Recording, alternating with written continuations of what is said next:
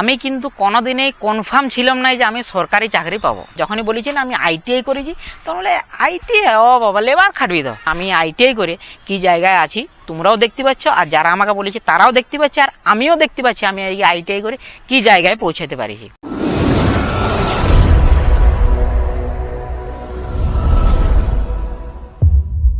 Good morning everyone. সকাল সকাল চান টান করে একদম ফ্রেশ হয়ে রেডি হয়ে গেছি। তো এখন তোমরা আমাকে দেখতে পাচ্ছ একটা অন্য লুকে। হ্যাঁ, সেটাই সত্যি।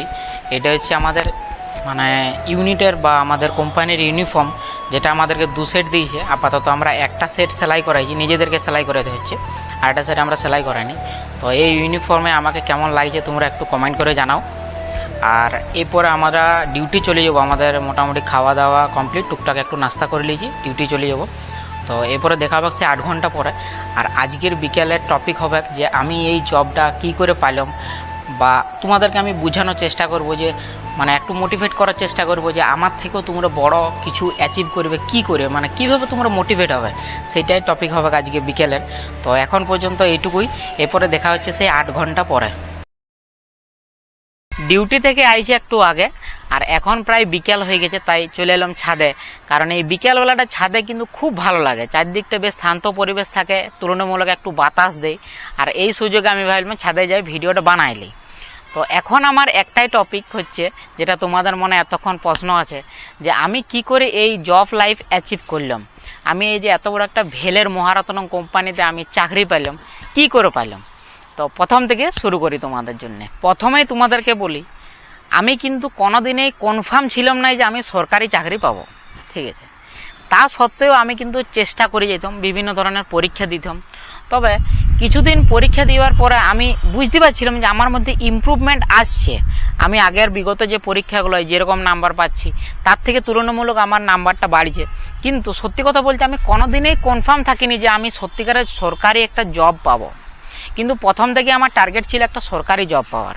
কারণ বেসরকারি জব তো অ্যাভেলেবেল আছে, আর এমনকি আমাকে অনেকজন আছে যে বেসরকারি জব করার জন্য অনেকে আমাকে বলেছিল, কিন্তু আমি সেই তাদের কথাগুলোয় কান দিইনি। আমার মাথায় একটাই জিনিস ছিল যে আমাকে একটা যে কোনো সরকারি চাকরি করতেই হোক, তাতে এই ঘরের কাছে অথবা পাকিস্তানের বর্ডারে যে কোনো জায়গায় হোক আমি কিন্তু করব, ঠিক আছে। তখন এমন এমন পরিস্থিতির মধ্য দিয়ে গিয়েছিলাম যে তার কারণে এটি বিশেষ করে মনে হতো যে একটা যদি সরকারি জব পায়, তাহলে আমার মধ্যে বা আমাদের ফ্যামিলির মধ্যে বা আদার যে সমস্যাগুলো আছে তুলনামূলক প্রায় 99% সলভ হয়ে যাবে একটা সরকারি চাকরি পেলে।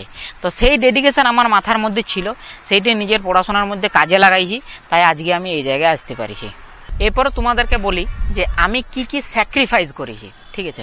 প্রথমত হচ্ছে যে আমাদের বাঙালিদের যে পূজা পার্বণ বা বিয়ে বাড়ি আদার্স যে অনুষ্ঠানগুলো থাকে, সেগুলো আমি প্রথমত সম্পূর্ণভাবে অ্যাভয়েড করতাম, ঠিক আছে। আমাদের বাঙালিদের সবচেয়ে বড় পরব হচ্ছে দুর্গা পূজা, আমি সেটাও অ্যাভয়েড করতাম। এরপরে বলছি যে বিভিন্ন যে রিলেটিভদের বাড়ি, সেগুলো আমি যাওয়া কিন্তু ছাড়ি দিয়েছিলাম, ঠিক আছে। এমনকি আমার বাবা মা দাদা পিসি ঠাকুমা সবাইকার সাথেও আমি তুলনামূলক মন খুলে কথা বলাটাও ছাড়ি দিয়েছিলাম, ঠিক আছে। এরপরে তোমরা বলবে যে পূজা পার্বণ বা বিয়ে বাড়ি এগুলো কেন অ্যাটেন্ড করতে নাই, এই ব্যাপারটা বলছি। অনেকে হয়তো রিলেট করিস যে তাদের রিলেটিভ যারা আছে তারা হয়তো খোটা মারা যায়, কিরে আর কবে চাকরি পাবি, এরকম একটা ব্যাপার আছে, ঠিক আছে। কিন্তু আমাদের যে রিলেটিভগুলো আছে তারা কিন্তু সেরকমভাবে কোনো আমাকে এফেক্ট করে নাই, ঠিক আছে। কিন্তু আমি কেন ছাড়িয়ে দিয়েছি সেই সকল জিনিসগুলো থেকে, আমি কেন দূরে সরে গিয়েছিলাম, ব্যাপারটা হচ্ছে দেখো। প্রথমত আমার প্রথম থেকে মাথার মধ্যে ছিল একটা যে সরকারি একটা চাকরি আমাকে করতে হোক, ঠিক আছে, তাতে যে কোনো উপায় হোক। এবার আমি মানছি, ধরো তুমি একটা বিয়াঘর গেলে, ঠিক আছে, তোমার মাথার মধ্যে কিন্তু আছে যে একটা সরকারি চাকরি করতে হবে, কিন্তু তুমি একটা বিয়াঘর অ্যাটেন্ড করলে, ঠিক আছে। এবার হয়তো বিয়াঘর গেলে অনুষ্ঠান হচ্ছে, খুশির তো দিন, কোনো অসুবিধা নেই, খুশি আছে, তুমি হয়তো 5টা লোকের সাথে কথা বললে, তাদের সাথে ছবি তুললে বা নিজে কিছু এনজয়মেন্ট করলে, তখন কি হবে, একটাই এফেক্ট পড়বে, তোমার মাথায় যে চাকরি করার ব্যাপারটা থাকবে সেটি কিন্তু তুলনামূলক সেই মাথার মধ্যে থেকে বেরিয়ে যাবে, ঠিক আছে। এবারে সেইটাকে পুনরায় আরও তোমার মাথার মধ্যে আনতে সময় লাগবে। কিন্তু আমি কি চাইতাম যে কোনো পরিস্থিতিতে ওই যে আমার মাথার মধ্যে ঢুকিয়ে যে একটা সরকারি চাকরি করতেই হবে, সেটা যেমন আমার মাথার মধ্যে থেকে বেরিয়ে যায়, আমি প্রথম থেকে এরকম চাইতাম, ঠিক আছে। সেই কারণে আমি এই সকল জিনিসগুলো অ্যাভয়েড করতাম। আমাদের যে ওয়েস্ট বেঙ্গল থেকে যারা আইটিআই করে তাদেরকে আমি দেখেছি, ওয়েস্ট বেঙ্গলে আদার্স যারা জব করে তারা কিন্তু এই আইটিআইটাকে তুলনামূলক অতটা ভ্যালু দেয়নি, আমি দেখেছি। কারণ আমি এরকম অনেক লোকের সাথে কথা বলেছি যারা হয়তো অন্য জবের সাথে যুক্ত আছে, তাদেরকে আমি যখনই বলেছি যে আমি আইটিআই করেছি, মানে তখন তারা এমনভাবে দেখে যে আইটিআই করেছে বাবা, মানে কী হবে আইটিআই করে, এরকমভাবে ভাবে। কিন্তু আইটিআই থেকেও যে এত বড় বড় চাকরি করা যায় সেগুলো কিন্তু তাদের মাথায় নাই। আর মেন ব্যাপার হচ্ছে যে আইটিআই থেকে যে এত কিছু করা যায়, যে নতুন ক্যান্ডিডেট আইটিআই করছে তাদেরকে কিন্তু মোটিভেট করা দরকার যে না রে, আইটিআই থেকে এত কিছু হয়, তুই আরও ভালো করে পড়াশোনা কর। কিন্তু আমি দেখি যে আমি নিজেও রিলেট করেছি, আমাকে ওইরকম অনেকজন বলেছে, যখনই বলেছি না আমি আইটিআই করেছি তখন বলে আইটিআই ও বাবা লেবার খাটবি দাও। কিন্তু আজকে তাদেরকে আমি বলছি যে আমি আইটিআই করে কী জায়গায় আছি তোমরাও দেখতে পাচ্ছ, আর যারা আমাকে বলেছে তারাও দেখতে পাচ্ছে, আর আমিও দেখতে পাচ্ছি আমি এই আইটিআই করে কী জায়গায় পৌঁছাতে পারিছি। তাই আমি বলছি যারা আইটিআই করছো, আমার দাদা দিদি ভাই বোন যারা আছে, কোনো অসুবিধা না, ওয়েস্ট বেঙ্গল থেকে বিশেষ করে বলছি, ওই সকল লোকদের থেকে কিন্তু দূরে থাকবে যারা এই আইটিআইকে পছন্দ করতে পারে না, ঠিক আছে। এবারে তোমরা তো জলজ্যান্ত আমাকে দেখে প্রমাণ পাচ্ছই, ইভেন এমন অনেক জন আছে যারা আইটিআই থেকে আমার থেকে অনেক আরও ভালো ভালো জায়গায় চাকরি করছে। তাই আমি তাদেরকে ডেডিকেট করে বলতে চাইছি, যারা এখনও পর্যন্ত প্রিপারেশান নিচ্ছ তারা ভালো করে পড়াশোনা করো, একদম চেরকায় দাও, মানে এমনভাবে পড়াশোনা করো যারা, যেমন সবাই তো জানা যে ইউপিএসসি এই সকল পরীক্ষাগুলো লেভেলের পরীক্ষা হয়, প্রিপারেশান অনেক দিন ধরে করায়, সেরকমভাবে তোমরা পড়াশোনা করো। যেমন আইটিআই যে টেকনিক্যাল যে পরীক্ষাগুলো থাকে সেই পরীক্ষাগুলো যেমন পরীক্ষায় বসলেই যেমন সেগুলো তোমরা পাস করে যাও, সেরকমভাবে পড়াশোনা করো। আমি কিন্তু কাজ করতে করতে পড়াশোনা করেছি, ঠিক আছে। এরপরে এখানে কাজ বলতে যে পিতলের থালা বাটি তৈরি হয় না, সেই সকল আমরা তৈরি করতাম, আমাদের ওইখানে যে কারখানা ছিল সেই কারখানায় তৈরি করতাম।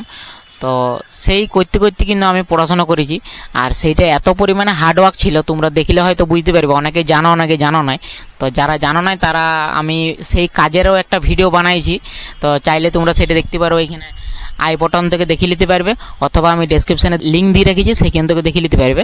তো সেই ভিডিওগুলো ভাইরাল হয়েছে, তোমরা চাইলে সেগুলো দেখে নিতে পারবে, মানে দেখাটা দরকার আর কি, দেখবে যে কীভাবে কী কাজটা হয়েছে না হয়েছে, সম্পূর্ণ ভিডিও করা আছে। তো সেই কাজ করতে করতে পড়াশোনা করাটা একটা বিরাট চাপের ব্যাপার ছিল, কারণ যেহেতু ওটা অনেকটা পরিমাণ হার্ডওয়ার্ক ছিল। আর বিশেষ করে অসুবিধা হয়তো আমাদের যখন গ্রীষ্মকালে প্রচুর পরিমাণে কষ্ট হতো, তাও কিন্তু পড়াশোনা চালাই যেতাম।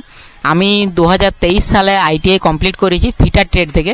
তারপর আমি ইন্ডিয়ান অয়েল কর্পোরেশন লিমিটেড হলদিয়া রিফাইনারি থেকে 1 বছরের অ্যাপ্রেন্টিসশিপ কমপ্লিট করেছি, যেটা আমার কমপ্লিট হয়েছে 2025 সালে, 24 থেকে 25। তারপরে 1 বছর পুরো ঘরে একদম বসেছিলাম, কোথাও কোনো কোম্পানির কাজে যাইনি, ওই সালের কাজ করেছি আর তার সাথে সাথে পড়াশোনা করেছি। তারপরেই 2026 সালে আজকে আমি এই জায়গায় পৌঁছাতে পারিছি, বিএইচইএলে ফাইনালি আমি জয়েনিং করতে পারিছি। তবে মানে শুধুমাত্র এইটা আমার কাছে অপরচুনিটি থাকে নাই, আমি আরও টোটাল মানে এইটা মিলে 2টো চাকরি পাইছিলাম, তো একটা আমি চুজ করিনি, এখন আপাতত এইটাই চুজ করেছি। আরও মোটামুটি হয়তো 3টার মতন এখনও ওয়েটিংয়ে আছে, তো সেগুলো এখন ওয়েটিং ক্লিয়ার হয় নাই, তার জন্য সেগুলো এখন কিছু ধ্যান দিইনি। আপাতত এই বিএইচইএলেই এখন বর্তমানে জয়েনিং করেছি, ভোপালে, মধ্যপ্রদেশে। আশা করি আমি আমার সফলতার কাহিনী তোমাদের সামনে তুলে ধরতে পারলাম।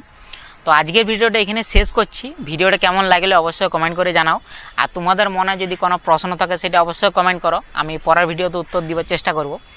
আর একটা জিনিস, যারা আইটিআই করেছো স্পেশালি আমি তাদেরকে একটু গাইড করব যে কি করে তোমরা প্রিপারেশান করলে ভালো রেজাল্ট করতে পারবে। তো পরের ভিডিওতে তোমরা সেই সম্বন্ধে ভিডিও পাই যাবে। আরও যদি আমাদের কিছু প্রশ্ন থাকে তোমরা অবশ্যই কমেন্ট করো, আমি পরের ভিডিওতে উত্তর দেওয়ার চেষ্টা করব। তো আজকের ভিডিওটা এখানে শেষ করছি, দেখা হচ্ছে পরের ভিডিওতে।